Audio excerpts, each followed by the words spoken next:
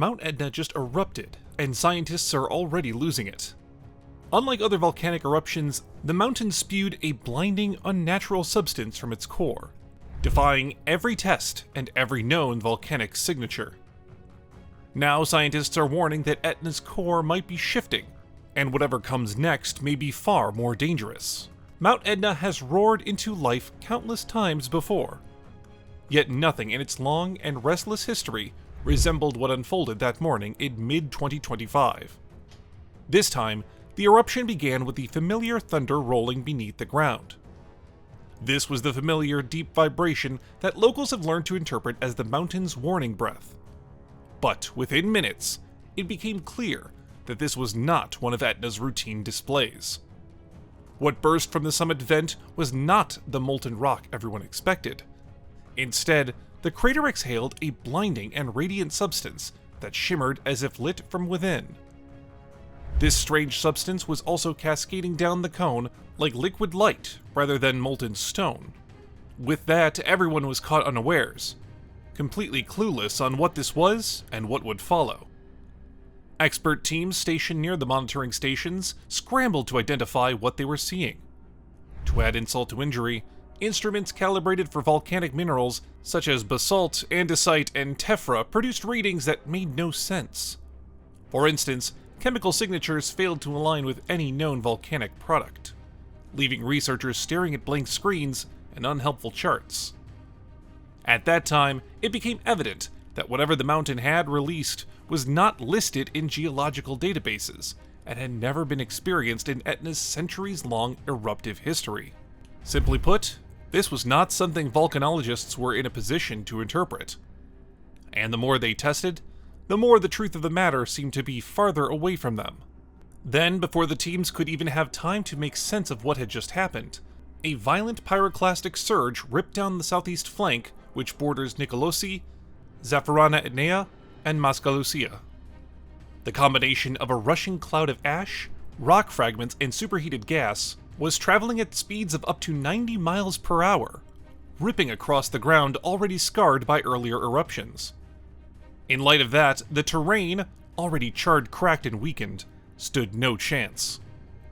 Even veteran scientists that had analyzed Etna for decades admitted that they had never experienced the mountain produce such a force in such a short time. It was as though they were observing an entirely new feature that they had no prior knowledge of. Eventually, the most logical classification that these experts could come up with was paroxysm.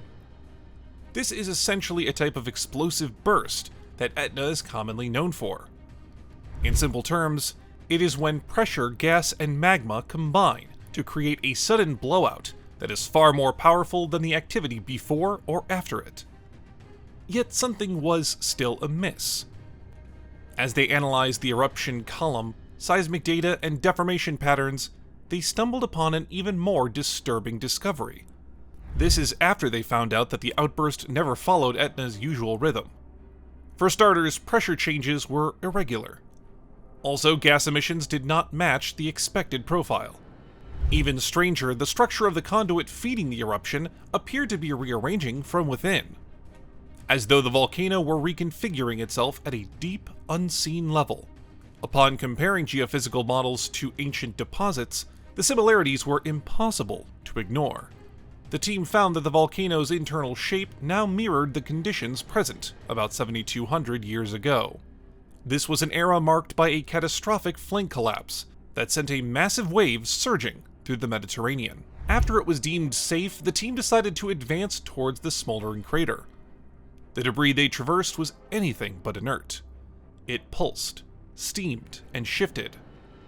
There was newly deposited volcanic material from the surge that concealed hidden scourges, such as pockets of dangerously hot steam, glassy shards, and unstable ground that could collapse without warning. In all of these, the team was highly reliant on their thermal camera, pertinent for detecting hidden spots.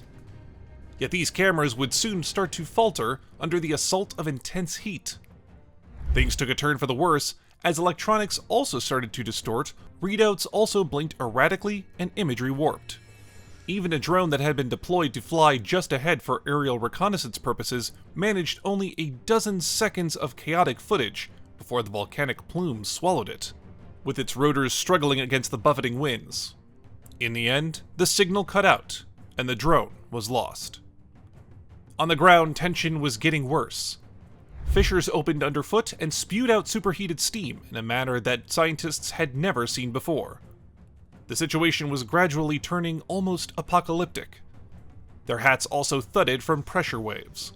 Within the next few moments, lead scientists urged caution as the entire surroundings were slowly morphing into something unexplainable.